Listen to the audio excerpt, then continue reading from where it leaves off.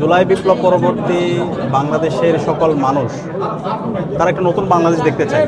ফেসিবাদী সময়ে আমরা যে বাংলাদেশ দেখতে পেয়েছি এবং বাজেটের নামে আমরা যে সীমাহীন দুর্নীতি দেখতে পেয়েছি, সেই ধরনের আমরা আর কোনো বাজেট দেখতে চাই না। তো সেই জায়গা থেকে বিভিন্ন রাজনৈতিক দল, ছাত্র সংগঠন বিভিন্ন ধরনের অপিনিয়ন দিচ্ছে। নতুন বাংলাদেশের আমরা প্রতিনিধি হিসেবে আমাদের প্রত্যাশা থাকবে সবাইকে সাথে নিয়ে যেন সুন্দর একটা অর্থনৈতিক কাঠামো গড়ে তোলা হয়। কিন্তু আমরা দেখতে পেয়েছি বর্তমান সরকারের বিভিন্ন ধরনের বিতর্কিত অবস্থান, যেভাবে গভর্নরকে মব তৈরি করে সরিয়ে দেওয়া হলো, বিভিন্ন ব্যাংকে যেভাবে তারা হস্তক্ষেপ করছিল, যারা ঋণ খেলাপির দায়ে জড়িত তাদেরকে ব্যাংকের চেয়ারম্যান করা, এবং এর মাধ্যমে পুরো অর্থ খাতের প্রতি মানুষের একটা ট্রাস্ট ডেফিসিট, আস্থার সংকট তৈরি হচ্ছে। এই সব কিছুতেই আমাদের কাছে মনে হচ্ছে সরকার যেভাবে সবাইকে ধারণ করে কাজ করা দরকার, এটা না হয়ে সরকার একটা বিএনপি সরকার হয়ে যাচ্ছে। তো এই সব কিছু মিলে যিনি প্রধানমন্ত্রী হবেন তাকে অনেক বেশি ব্রড মাইন্ডের হইতে হবে, সবাইকে ধারণ করতে হবে। এখন কে কি কমেন্ট করেছেন এটার ভিত্তিতে যদি উনি বক্তব্য দেন, এটা জাতি হিসেবে আমাদের জন্য খুবই অপছন্দ।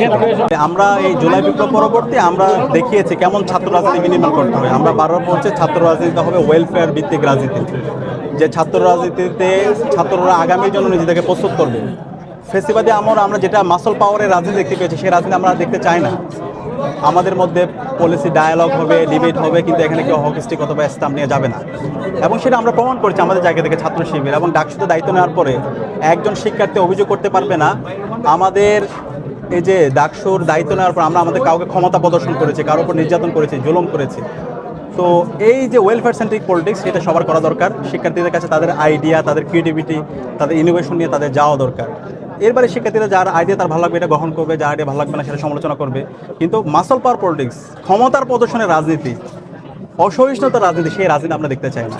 তো আশা করবো সকল ছাত্র সংগঠন এই জায়গায় তারা একটা স্ট্যান্ডার্ড তারা মেনটেন করবে। কারণ জুলাইতে আমরা সবাই একসাথে রাজপথে আন্দোলন করেছি, আমরা ফেসিবাদী আমরা সবাই ভিকটিম ছিলাম। তো কেন আমরা এত অসহিষ্ণু হয়ে যাব? তো আমরা এই ধরনের সবার মধ্যে সহিষ্ণুতা চাই এবং ইউনিটি ইন ডাইভার্সিটি, এটা করতে চাই। অপ্রত্যাশিত আমরা আমাদের যে ছোট ছোট দেশগুলোতে দেখতে পাই, এয়ারপোর্টগুলোতে খুব চমৎকারভাবে ম্যানেজমেন্ট। ছোট্ট যদি মালদ্বীপের কথা বলি, কি চমৎকারভাবে তারা সব কিছু ম্যানেজ করে। কিন্তু আমাদের দেশের এয়ারপোর্টে দেখলে মনে হয় আমরা কোনো ধরনের সেকেন্ড ক্লাস অথবা থার্ড ক্লাস সিটিজেন হিসেবে আমরা এখানে গেছি। যে প্রবাসীরা রাত দিন এক করে হাড় ভাঙ্গা পরিশ্রম করে তাদের রেমিটেন্স পাঠিয়ে আমাদের দেশের অর্থনীতিকে দাঁড় করে রেখেছে, তাদের সাথে যে আচরণ করা হয় এটা খুবই অপ্রত্যাশিত। আমরা এই কথাগুলো বারবার বলছি সরকারকে, এটা কিন্তু অনেক কঠিন কাজ না। সরকার যদি সুন্দর একটা পরিকল্পনা নেয় এবং তদারকি করে, অবশ্যই সেটা আমরা করব। আমার এই প্রবাসী ভাই বোনরা যাদের উপর আমাদের অর্থনীতি দাঁড়িয়ে আছে, কেন তারা এয়ারপোর্টের মধ্যে অসম্মানিত হবে? এটা একটা কালেকটিভ ফেলিওর, একটা লজ্জার জায়গা। আমরা আমাদের জায়গা থেকে বারবার বলছি এবং সেটার জন্য আমরা সরকারকে আবার বলবো। এবং আমরা আশা করছি সরকারের জায়গায় সঠিক ম্যানেজমেন্টের মাধ্যমে আমার এই প্রবাসী ভাই বোনদেরকে এয়ারপোর্টে তাদের যে সেফটি, সিকিউরিটি এবং তাদের যে হেনস্থা করা হয় সেগুলো থেকে তারা আমাদের এই ভাইদেরকে মুক্তি দেবে, আমার বোনদেরকে মুক্তি দেবে। এবং এটা আমরা আর চাই না। বাসীকে ধন্যবাদ জানাচ্ছি, লুটনবাসীকে। আমার কাছে এখানে এসে এত ভালো লেগেছে, মানে এটা আমি শব্দে খুঁজে পাচ্ছি না। আলহামদুলিল্লাহ, এখানে সর্বস্তরের নাগরিক এখানে এসেছে। আমার কাছে মনে হচ্ছিল আমি বাংলাদেশের কোনো একটা বড় আয়োজন আমি চলে এসেছি, এবং তাদের যে আন্তরিকতা, তাদের যে ভালোবাসা। তো আমি এই বাংলাদেশি কমিটির প্রতি কৃতজ্ঞতা জ্ঞাপন করছি। এবং আমরা আশা করছি এই কমিউনিটি আরও নিজেদের মধ্যে কানেক্টেড থেকে এখানকার সোসাইটিতে মেন স্ট্রিম হয়ে তারা ইম্প্যাক্ট রাখবে।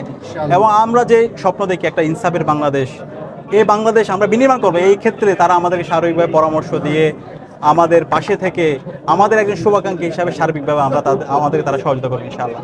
আপনি কি ঢাকা সিটি কর্পোরেশন নির্বাচন করছেন? এই ক্ষেত্রে আমরা আমি তো এখনো ডাকসুতে দায়িত্ব আছি এবং ডাকসু আমার ইসলাম ছাত্র শিবিরের দায়িত্ব পালন করছি। মানুষের পক্ষ থেকে অনেক আমরা উচ্ছ্বাস দেখতে পাচ্ছি, প্রত্যাশা দেখতে পাচ্ছি। সময় বলে দিবেন ইনশাআল্লাহ, দোয়া করেন, সময় বলে দিবেন ইনশাআল্লাহ। সভা আমরা খুব সংক্ষেপে সময় পেয়েছিলাম। আমরা যখন আমরা জানতে পারলাম যে সাদিক ভাই সময় দিয়েছেন আমাদের এখানে আসবেন, আমরা অল্প 2 দিন মাত্র সময় পেয়েছিলাম। এই 2 দিনের মধ্যে আমরা লুটনের চতুর্দিকে আমাদের দেওয়ারটা পৌঁছে দিয়েছিলাম। আমি এটাই বলতে চাই, এই লুটনের ইতিহাসে ঢাকা বিশ্ববিদ্যালয়ের বিপি এই প্রথম সাদিক কায়েম ভাই আমাদের লুটনে এসেছেন।